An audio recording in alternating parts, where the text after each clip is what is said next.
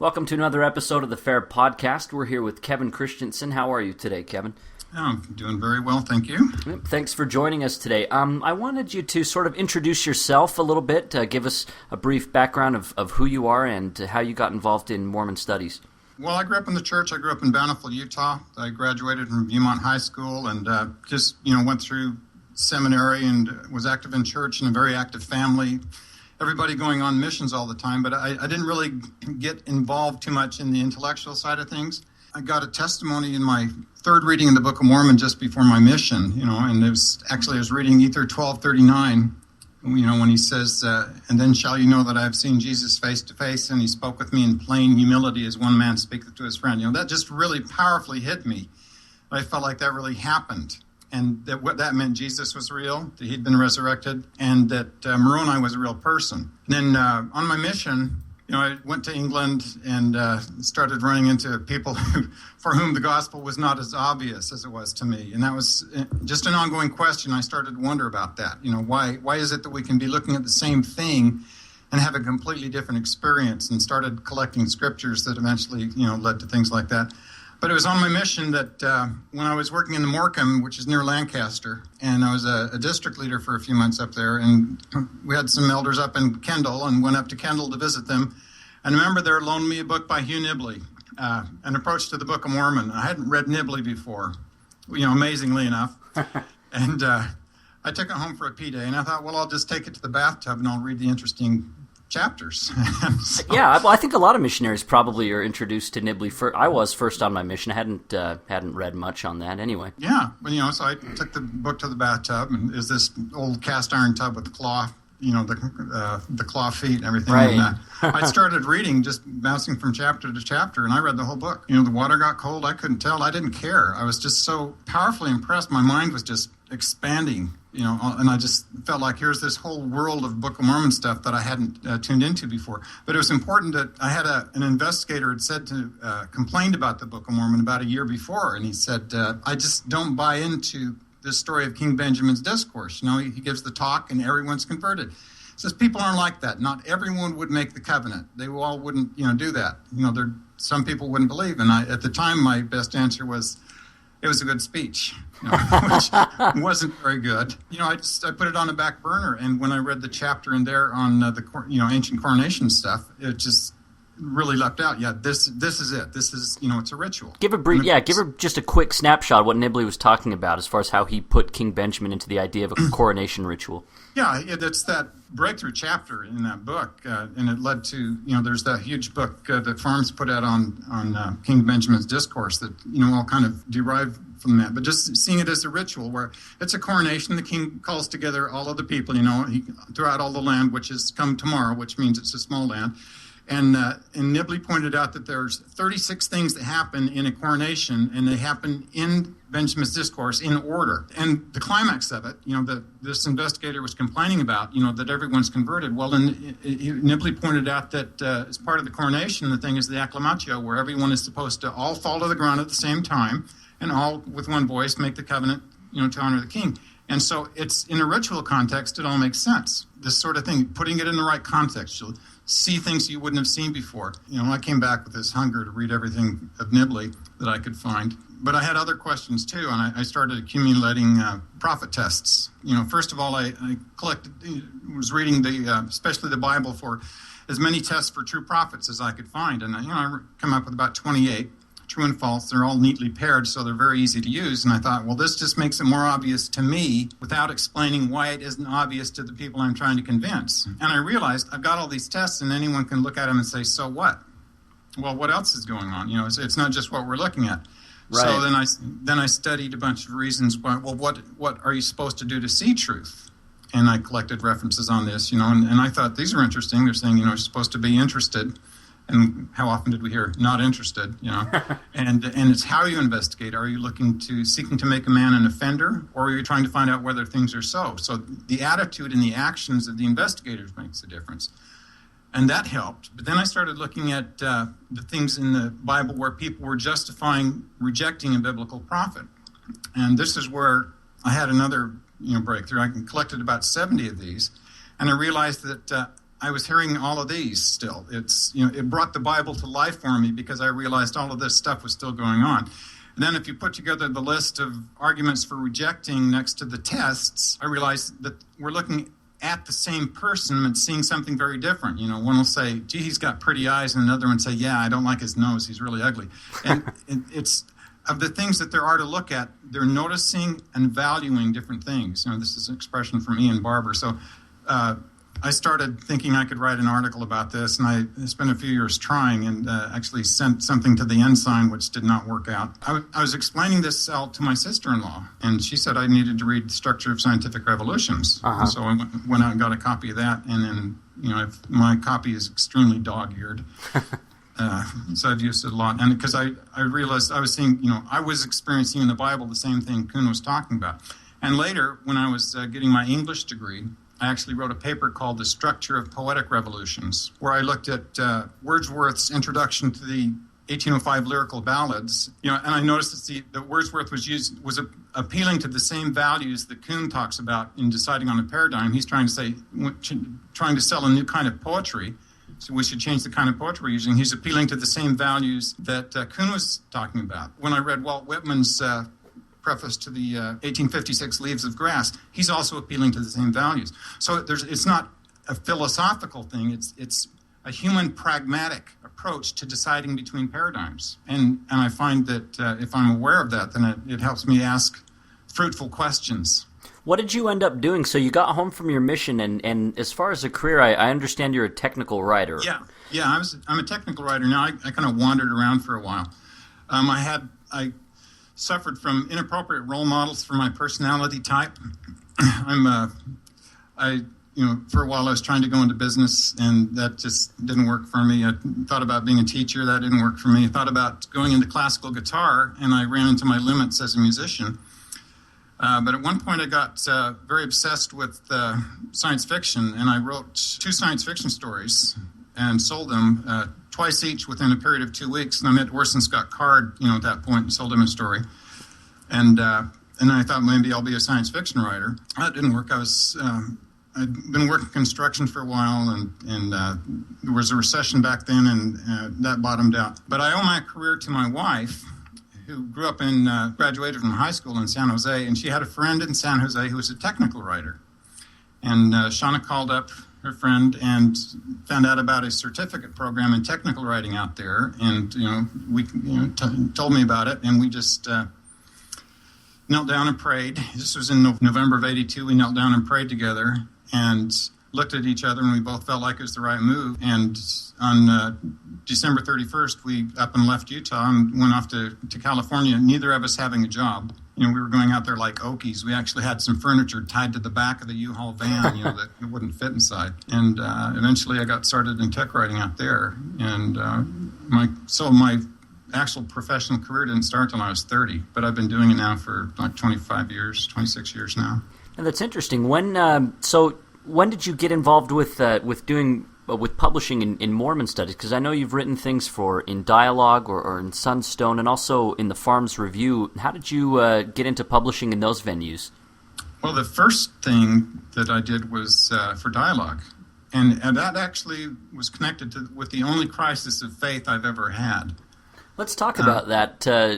Well, it was an essay in Dialogue. And, I was getting into Nibley, and also, when I was at the University of Utah, I'd go through the stacks, and I'd read back issues of B-Way Studies and Dialogue and whatever I could find there, and I'd track down all the Nibley I could find. And this was, in the period just up to when Farms was starting. And but I got this article in Dialogue by Anthony Hutchinson comparing the creation accounts. And so he's looking at the differences between Genesis, Moses, Abraham, and the temple. And his conclusion was that it showed that there's no God or anything, and that we're all supposed to get through life, find some meaning, however fleeting we can. It struck me as really depressing, and I didn't have an answer for what I was reading.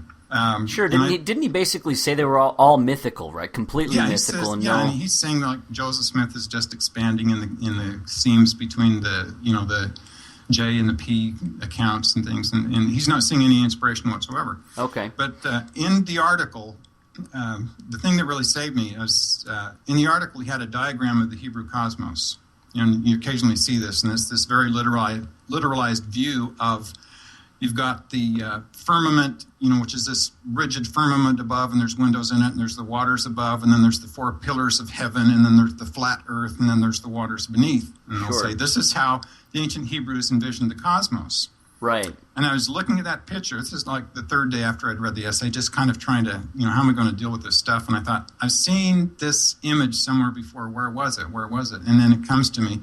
I'd read Hamlet's Mill because I'd seen Hamlet's Mill referred to in Nibley's articles. And I pulled out my Hamlet's Mill and I found the passage where it's talking about archaic cosmology.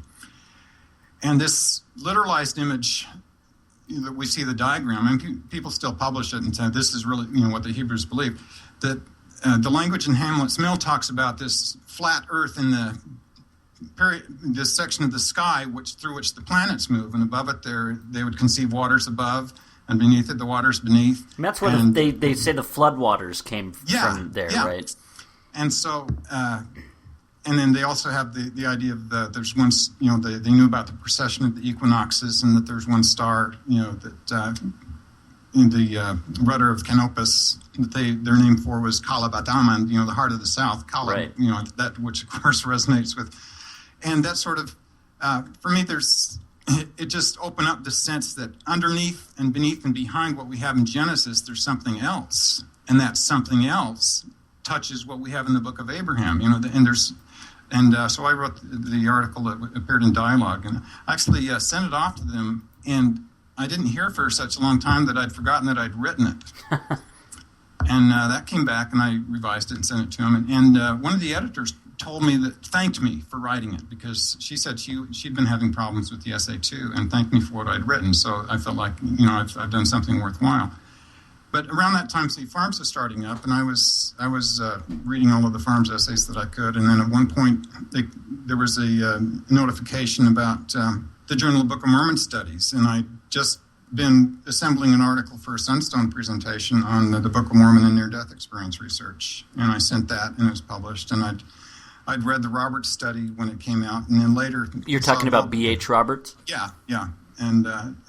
Then when Vogel's book on Indian origins in the Book of Mormon came out, I thought, this is, I got Indian origins in the Book of Mormon and read that, thinking, well, let's bring things up to date. And of course, I saw issues with that, and I wrote a review of that. So this is a book that Dan Vogel wrote about, basically sort of situating the Book of Mormon in 19th century Indian lore and things like that, correct? Okay. And so I did a long review of that on my Atari ST, and sent that off to Farms when it's published, and the Journal of Book of Mormon Studies article was published, and then later I responded to a Sunstone article, and just eventually I had 5 or 6, the first 5 or 6 things I sent to Farms were all published. Really getting into apologetics is just, I'd done a lot of reading, and every once in a while discovered I had something to say. And there's 2 kinds of things where there'd be a reaction to something that I was reading and wanted to do a defense of the faith. And it's where I'd get wound up about something that I'd read and just work on it until an article came out. Or like in the case of the near-death experience research, where I just saw a connection and I realized, Alma, nigh unto death, that's when his conversion was. And the books that I was reading made me think about what I was reading, especially like Carol Zaleski's book, Other World Journeys. And I started seeing things in the Book of Mormon that I'd never seen before, and I felt like that's, I still feel like that was a real good article. I'm very pleased with what I learned in writing it. Now, I want to talk to you about a book that came out a while ago. It was edited by Brent Metcalf, called New Approaches to the Book of Mormon. Yes. And this is a book that had some interesting essays about the Book of Mormon and sort of, for the most part, argued that the Book of Mormon was a 19th century text. Yes. And you read this book and you wrote a response to it. And an interesting quote that stuck out to me from the beginning of your article there is that you said, believing Mormons, particularly non-specialists, can deal constructively with this kind of book. You didn't want people to be afraid of those types of books, but that they might be able to respond to them, even as a non-specialist. Yeah. And so what do you see as the role of an amateur in publishing in Mormon studies generally? Well, Nibley said he wrote an article on publishing. He said, if you write something that's original, authentic, and significant, it will get published. One thing, as an amateur, we just want to be informed. Basically, I didn't start out wanting to publish. I started out wanting to be informed.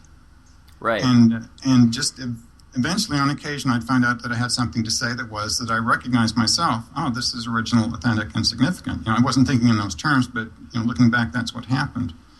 In the case of New Approaches, I was living in California then, and I went to Salt Lake and I saw the book. I'd heard about it coming on, the Mormon Underground, and there it was, and it was like wrapped in plastic, like it was radioactive and dangerous. And I brought it home, and I went to work the next day, and I walked into the office. I was working for a company called Zycat at this time, and I heard my boss say, I haven't seen him come in yet, and I thought, uh-oh. Well, they were having a bit of a cutback, so I got laid off. So I had lots of time on my hands, and I started reading the book. And by the time I was, I'd read it and then realized I'm going to review this thing, and I was writing. And, I was working about 14 hours a day on this, and after a couple of months, I looked at my wife and I said, honey, I think I'm doing something important, and I think when I'm done, I'll have a job. And that's exactly what happened. It's interesting because in that review, you said opponents in the debates about Mormon history and Scripture typically criticize each other for having preconceptions and methods that influence their approach to the evidence. The current debate needs discussion of the means by which we decide why one set of assumptions and methods should be preferred over another. So you're sort of contextualizing it in how people approach the issue itself, and you bring in the idea of a paradigm. And this is something that I believe you mentioned Thomas Kuhn. Who is Thomas Kuhn? Yeah, Thomas Kuhn is a philosopher of science who in 1959 wrote and published a book called The Structure of Scientific Revolutions. And then there's, second edition in 1961 and a third edition, which I don't have. But this was like the culmination of a kind of a criticism of positivism and empiricism, where these guys just thinking, we'll just look at the data and put it in our brains, which is a truth machine. We turn it, and the unadulterated truth comes out. The data speaks for itself. Well, I saw a bumper sticker that there's a fundamentalist bumper sticker that says, "God said it, I believe it, that settles it." And I realized positivism is basically saying, the data said it, experiments proved it, that settles it. Like it's all final, it's all a done deal. Sure. But they're realizing that all data is theory laden. Nothing has any meaning outside of the framework. That isn't to say that Kuhn isn't saying, well, science is utterly flawed here. I mean, Kuhn is a philosopher of science. Right. This is what he does. So what was his idea of a paradigm? We're going to bring this back into how it applies to the Book of Mormon, but give us an idea of what a paradigm was according to Kuhn. Well, he says a paradigm is defined by standard examples of scientific work. Someone will come along, say like Newton, and will come up with a model of how things work, and it will impress people enough that they'll say, yes, we're going to use this. This is how things work. We're going to work within this framework. We're going to consider science as like he uses. It's a puzzle, and we're going to play the game according to the rules. We're going to, these are the pieces. This is the chessboard. This is how the puzzle is set up. And if everyone agrees on the same set of rules, you can make a lot of progress over a period of time, but eventually what happens is you start running against the pieces that don't fit. The important thing is to pay attention to what are the standard examples that people use. When they start generalizing from something, what example are they going to generalize from? And we get this from, in anti-Mormon literature, there's a certain set of tropes. We're going to generalize about Joseph Smith. Well, he's a money digger, which makes him a con man. That's the framework. And you look at everything as though he's a liar.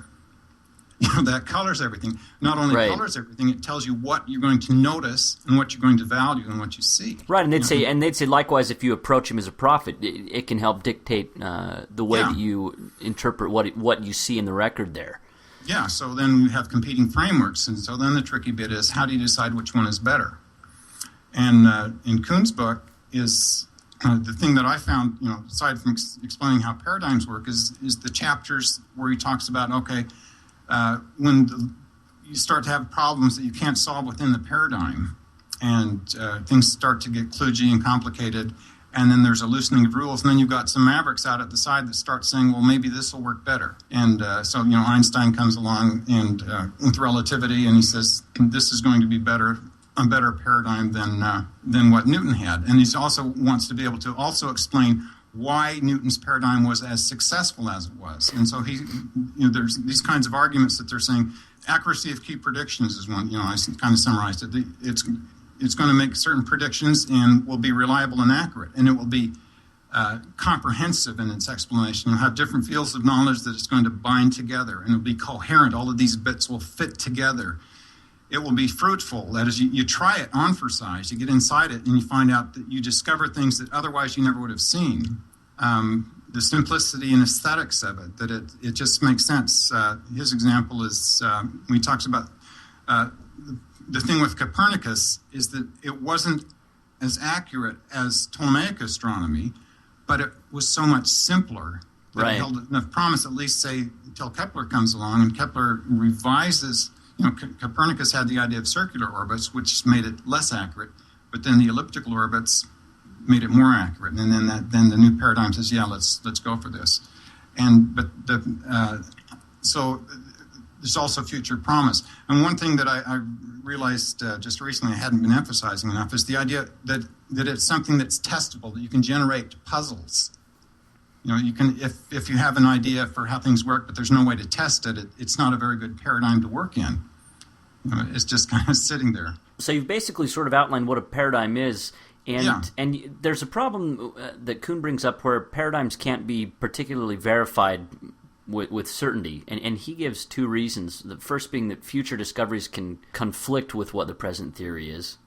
And the second one is that another theory might explain present evidence equally well. And so when they're sort of running into each other, that's sort of what your response to the New Approaches book was. Now, so how did you take Kuhn and then apply it to this discussion about the Book of Mormon? It was just those kind of questions about what a paradigm is. Then for each of the articles that I went through, I could find out, what are they generalizing from? And what are they saying? This is the most significant thing. So I could say, okay, what accurate predictions are they making? Are they accurate? How comprehensive and coherent is their explanation? The example in my article that I still think is very good is the idea of trying to explain King Benjamin's discourse as a revival. Right. Well, and so Metcalf comes on when he has this 4-stage thing, which really I don't think fits very well. He's got some weird language. It's interesting. He'll say, look, this this experience with King Benjamin sort of mirrors what we're seeing in 19th century revivals, where you've got people gathered and they fall to the ground, and so he does try to find a couple of things that do seem to fit in that 19th century, and then. But you say there's a different paradigm. If you place it in the background of what Nibley was talking about with the coronation thing, you're saying that tends to bring better results. It makes sense of more of the data. Is that?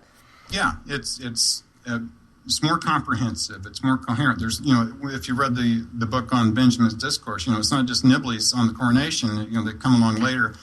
John Twedness's article on the Feast of the Tabernacles. There's especially the article by John Welch and Zink on the festival patterns, where it's Day of Atonement, where it's also Feast of Tabernacles, a Jubilee year, a Sabbath year, all of this combined at once, plus the background being that in the pre-exilic Israel, all of those separate festivals were combined in one, as they are in Benjamin's discourse.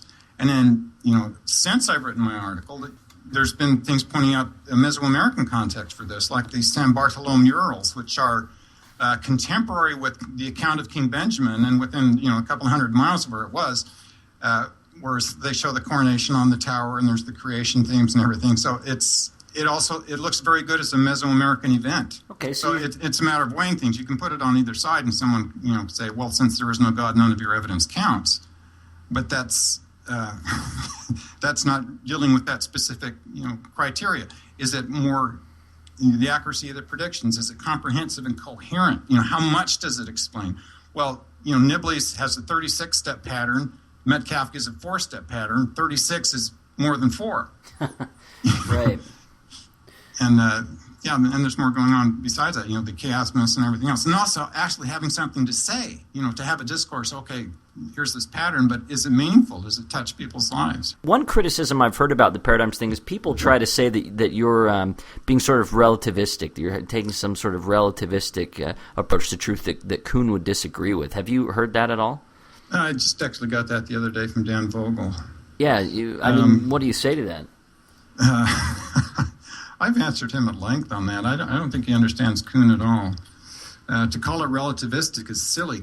I mean, as long as Kuhn is able to say it makes a great deal of sense to be able to ask which paradigm is better, as long as you have some criteria that are not paradigm dependent, where you can actually give it reasons, not necessarily that everyone will accept them, but that you do have reasons for your paradigm. Yeah.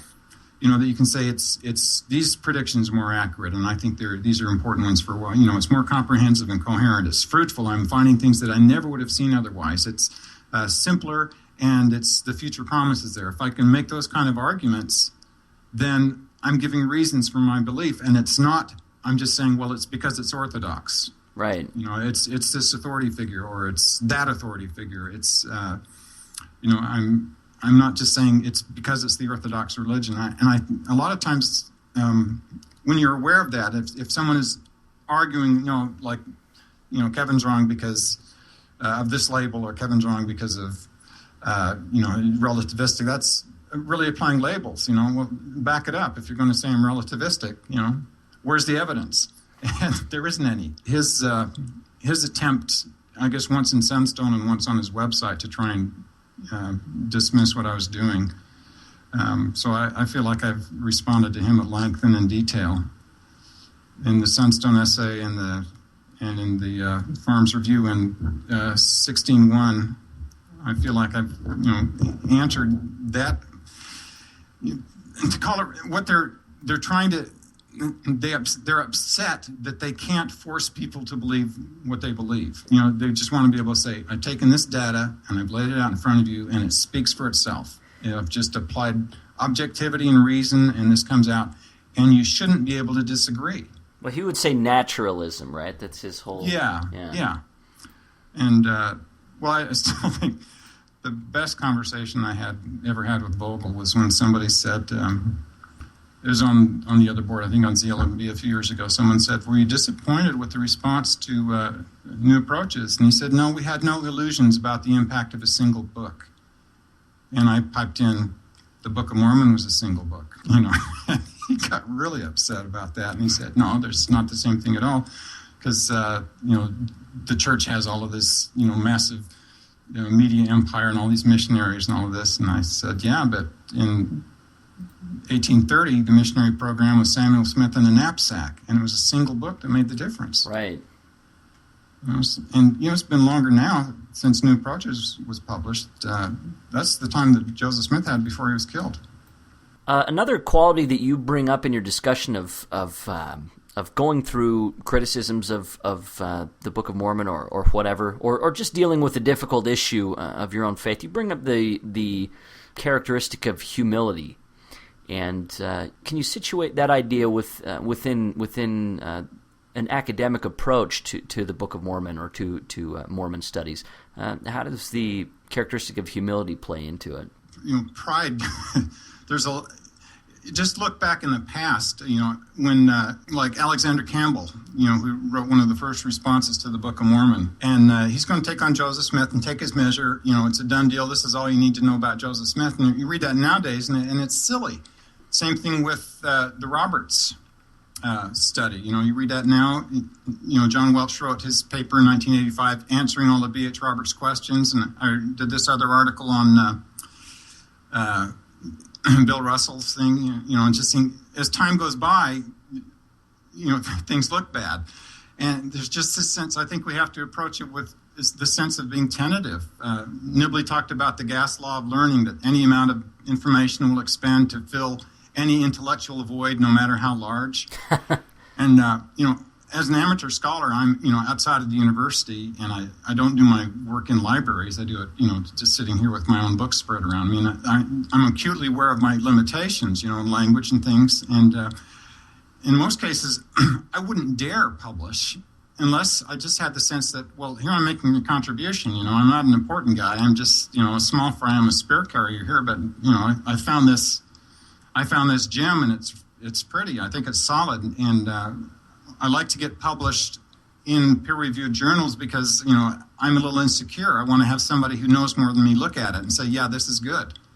That's you bring up being published in peer-reviewed journals, but you're also part of a compilation that Reid, Neilson, and Terryl L edited that came out, I believe, last year or the year before. Yeah, it was last year. Yeah, Joseph Smith Jr. Reappraisals After 2 Centuries. In that essay, you bring up the idea of humility indirectly. I don't know if you use that same word, but you bring it up in the context of the way that Mormons read the Revelations, and you're basically saying that.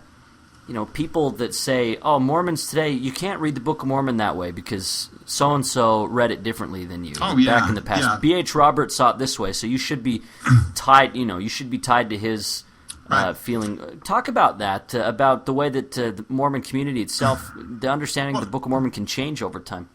Yeah, well, this is with any community. It's Kuhn talks about one of the things that supports the paradigm when people say, this is why I belong to this paradigm because of the prestige of my teacher.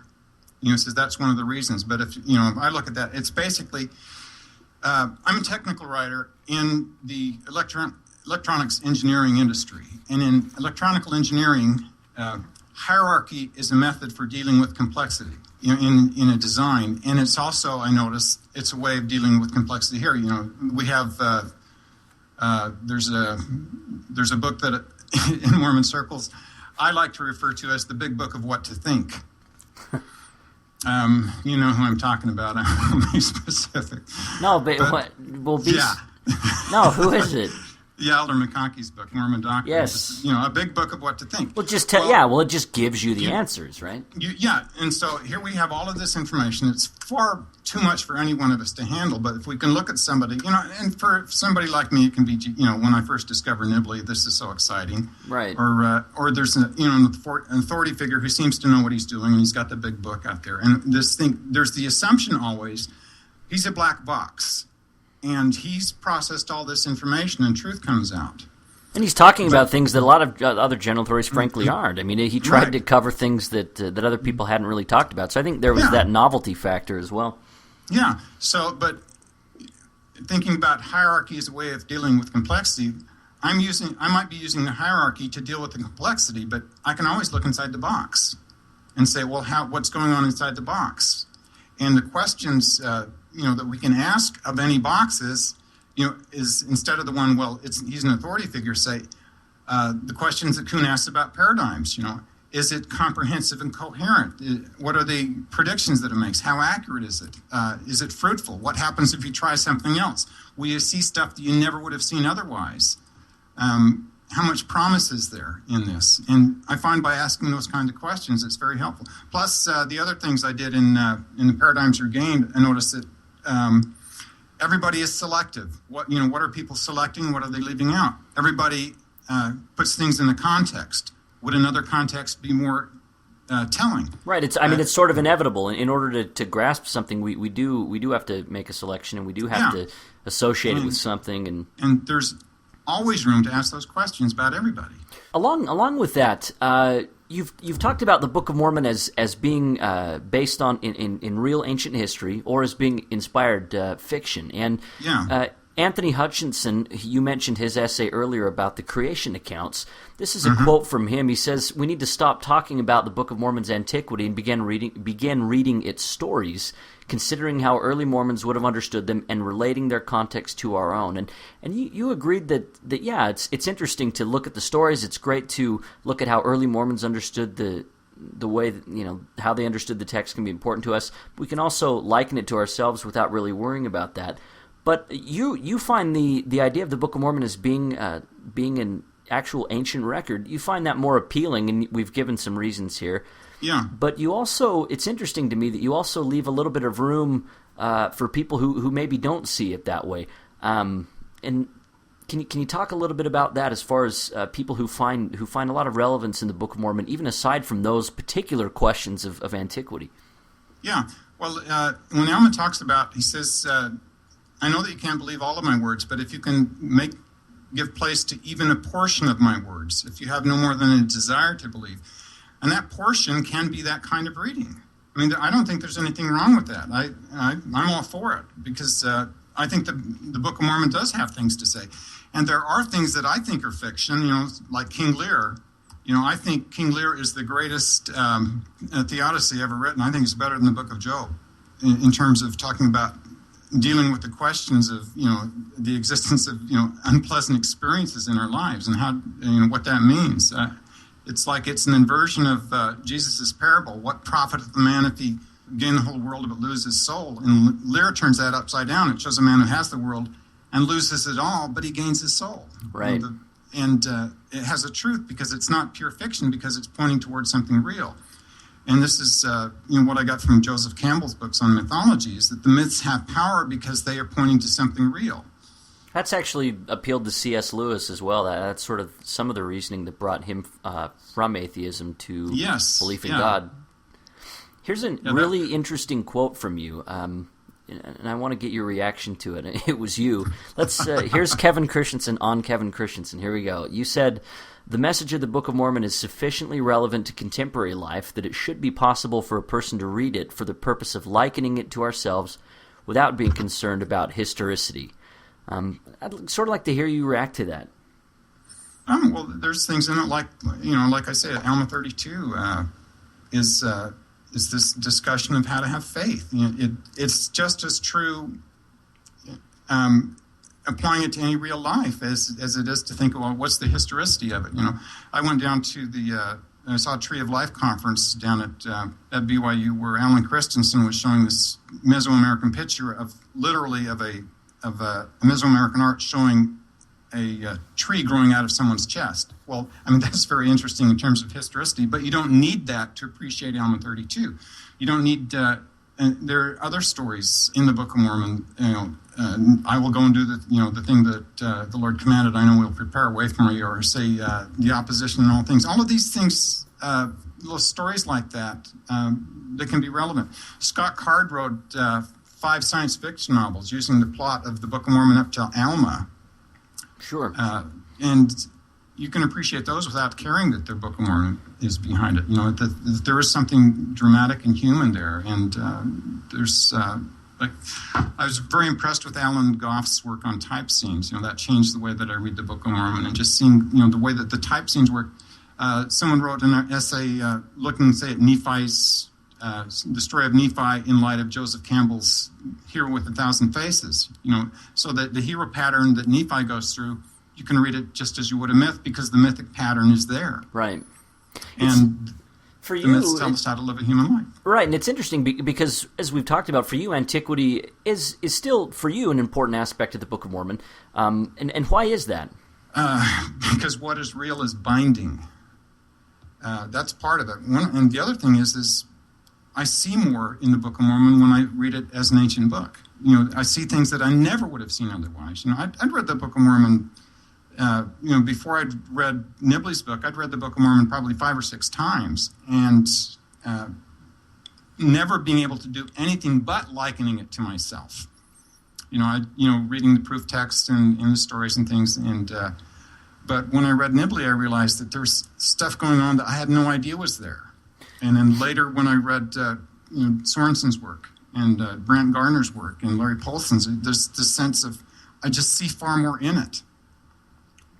And whenever I get the sense that it's real, I'm very much aware that it's not only real, but it's because it's real, it's binding. Let's talk about background expectations. This sort of returns to Kuhn and the way we approach different questions. We approach questions and problems with background expectations. And I want to talk to you about the role of doubt and faith in religion. To bring up an old couple, there's Harold and Sandra Tanner. They sort of made a career out of unsettling people based on the background expectations for perfection, or that Mormonism, if it changes at all, that's a huge problem. Talk a little bit about your feelings about those sort of expectations that people might bring to the table. The most important thing is that I realize that if you insist on perfection, by definition, you've made imperfection decisive, and only imperfection is decisive. So when that's the question, that's going to shape what you're looking for. Look at Joseph Smith and say, is Joseph Smith perfect? Well, no matter how much good he did, that's not going to answer whether he's perfect. But if there's a flaw, if there's any flaw, then I can be done with them.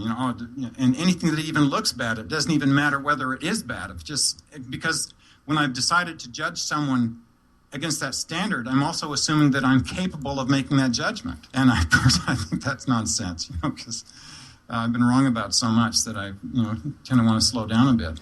It's funny because in the church we talk a lot about certainty. We want to say that we know. That's sort of something you might hear a lot in sacrament meeting. But you've talked about that there can also be sort of a danger there if you want to know something with finality and not to keep seeking. What sort of problems might crop up if you have that perspective? Well, just because you don't ask questions, if you think that we have all of the truth on the shelf and there's nothing more to learn, it's just all there, and you're just not prepared when something comes up that you didn't expect. And I think Alma talks about it in Alma 32. He makes a contrast between those who know, they want to find, they want to have a miracle, they want to be forced to believe, they have secular authority say, okay, it's all official, it's all, in the bank, you can count on this. Or those who just have cause to believe, because cause to believe is open-ended. You say, these are the reasons why I have faith, but it doesn't mean that I know everything. When Alma says, after you've experienced the growing of the seed, he says, is your knowledge perfect? I say unto you, and then you're expecting him to say yes, but he says, nay, your knowledge is not perfect. And right.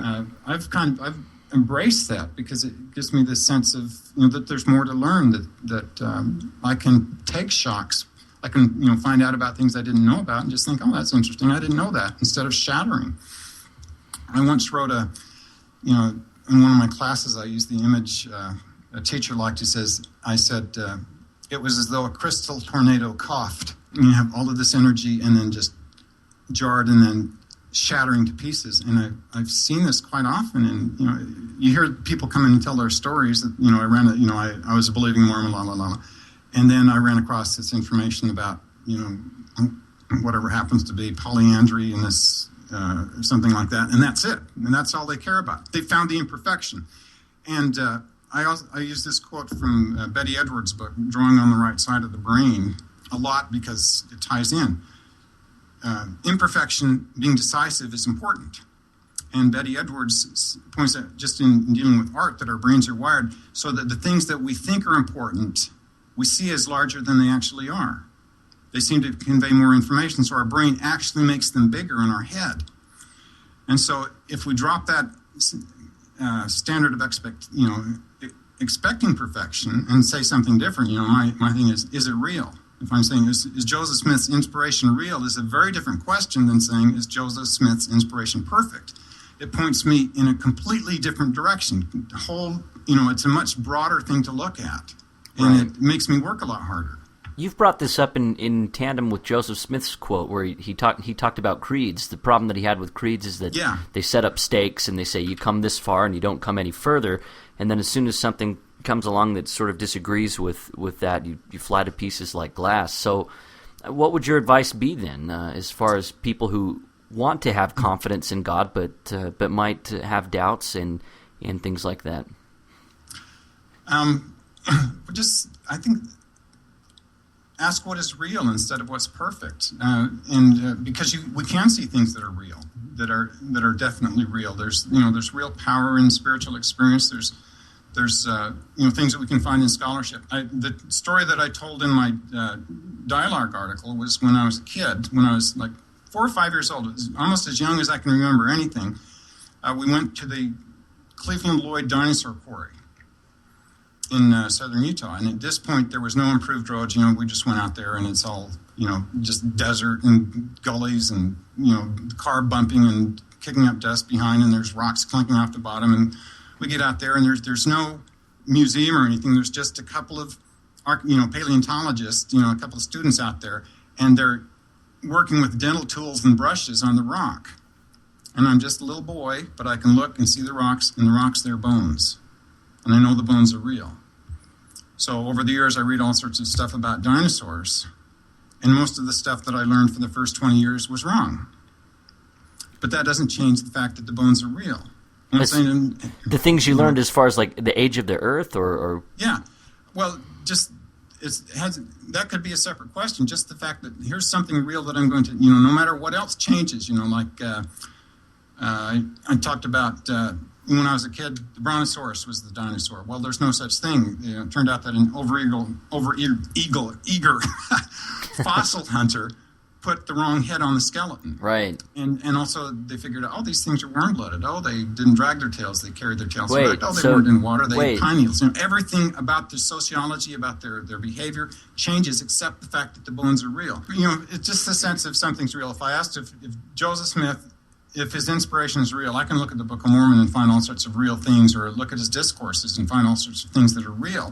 And I can compare what I get from him from other people, and say I read the story of Animal 36, and I did the paper on near-death stuff compared to Animal 36, and realized, Joseph Smith's inspiration is real.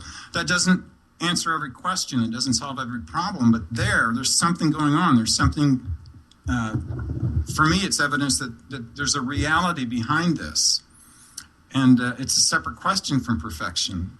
And so I just, I can't measure up to perfection. I couldn't judge it anyway. But I can ask if something is real. And as I pursue that, it's going to grow and grow and grow. And while it's growing, say it's not, a seed just doesn't turn into a much bigger seed without changing shape. And as my understanding of Mormonism grows, it changes for me. What I see in the church now, what I see in Joseph Smith, what I see in myself and my family and everything else is a growing thing, and I think there should be room to grow. But if we think we have truth on the shelf, then there's no room to grow, and we can't take shocks. Right. There's a chapter in a book I read on my mission. It's a book of sermons by Henry B. Eyring, and it's called "Helping a Student in a Moment of Doubt," something along those lines. And he says that part of the response to people who come to him with doubts would be to point out that can be a positive thing. That's sort of a continuation of the Mormon view of the war in heaven, where we have agency and we're trying to think for ourselves and make conscious and good decisions. I've seen you sort of argue for a fruitful place for doubt, even within religious faith, and I was hoping you could talk a little bit about that as well. We're just realizing if we don't know everything, then there's room, I think, for a bit more tolerance. And to listen to each other instead of thinking that we all know everything. There's room to appreciate more what other people have. It's interesting because you take a canonical scripture, you take a scripture from the Doctrine and Covenants that seems to argue differently, and you sort of turn it on its head. I'm referring to Doctrine and Covenants section 1, where it talks about the church, and it says it's the only true and living church. And you argue that you say that section actually puts forth a Mormonism that's, and this is a quote from you, you said it, incomplete, socially imperfect, and non-exclusive with respect to truth and virtue. So in other words, that it teaches that you don't have to be Mormon to be good, and there are truths that other people have even if they're not Mormon. So go ahead and talk about that. Okay. Well, this started. Nibley said every anomaly is a hint that there's something that we don't know. This is before Adam talk. That's not an exact quote. The idea that something doesn't seem to fit. That's where the new information is. And I'd be reading D&C 1, and I saw that. And living hanging there. I thought, every time I hear a testimony, they're saying it's only true. Well, what does the and living mean? And then I started looking. I'll look in the Bible. What are the places where you get and living bread, tree of life, living waters, way, the truth, and the life. There's one place in Jeremiah 10:10 where he talks about I am the true God, I am the living God. But the Jeremiah passage is a voice of warning passage, and I started writing all of these references in my D&C, and I've got references all the way through it. And what I realized is that the passages that talk about, like, I am the true vine, that's a priesthood passage. Well, D&C 1 talks about priesthood. The Jeremiah passage is a voice of warning. D&C 1 starts with a voice of warning. And so I see true and living as a merism. It's a way of taking the whole themes that DNC 1 talks about and wrapping them up together and saying this, the only true and living church upon the face of the whole earth with which I, the Lord, am well pleased. Well, the only modifies, it doesn't say only true church, it says the only well-pleasing church relative to true and living criteria, which, in the passages, like the living waters or the waters of baptism and sacrament and the tree of life and the covenants. So these things have to do with priesthood and ordinances and covenants and the temple and Revelation and the Book of Mormon. They have to do with the things that in actual day-by-day practice are what really does distinguish us from other people. We have the Book of Mormon. We have the temple. Nobody else does. And that's well-pleasing to God. But that doesn't mean that there aren't people like Margaret out there or Mother Teresa or whomever that are doing good and faithful work and that are believing, loving Christians and that we can learn from. You mentioned, the scholars that you're reading. It's just the sense that it's larger than we are and that we don't have to feel like, because some people that's the thing that bothers them. They'll say only a small percentage of humanity is in the LDS church. Well, right. God is much bigger than that. And Alma says God remembers the heathen, which I think is a remarkable passage. It's sort of a funny passage, too, the way he phrases that. Yeah. There's just this sense of that it's very open and encompassing and recognizing that God is doing, what he's doing everywhere with everybody. And Joseph Smith talked about how people are not judged according to what they don't have, but according to what they have. In the sense that Jesus knows us personally and individually and what our situation is, and it's that intimate at one knowledge with us that permits him to be able to judge us and also to help us. Well, Kevin, we really appreciate you joining us here on the Fair Podcast tonight. And one more question that I have, are there any projects that you're working on right now? Any articles you're putting together or... I'm kind of between articles. There's, I have an unfinished article on Jeremiah that I'm kind of stalled on. That's Half a Nation Changed Their Gods, where I'm looking at Jeremiah in light of Margaret's work on the Reform. But at the moment, I'm just, trying to be a good husband, trying to be a good father, trying to be a good son, and be a good disciple of Christ. And when it's time for me to write something else, I think it's, like everything else, it will grab me and shake me, and when it's through shaking me, there'll be another article. What would your advice be to people who may not be looking into higher education in religious studies, but still want to pitch into the conversation? Just get informed. The resources that we have at Fair and Farms and Jeff Lindsay's site and other things like that are remarkable. There's so much that you can get without having to do all the legwork that I used to have to do. It's amazing to just get informed and get interested and follow your own questions. And as you do that, then I think that's your best opportunity to help yourself and then put yourself in a situation to be able to help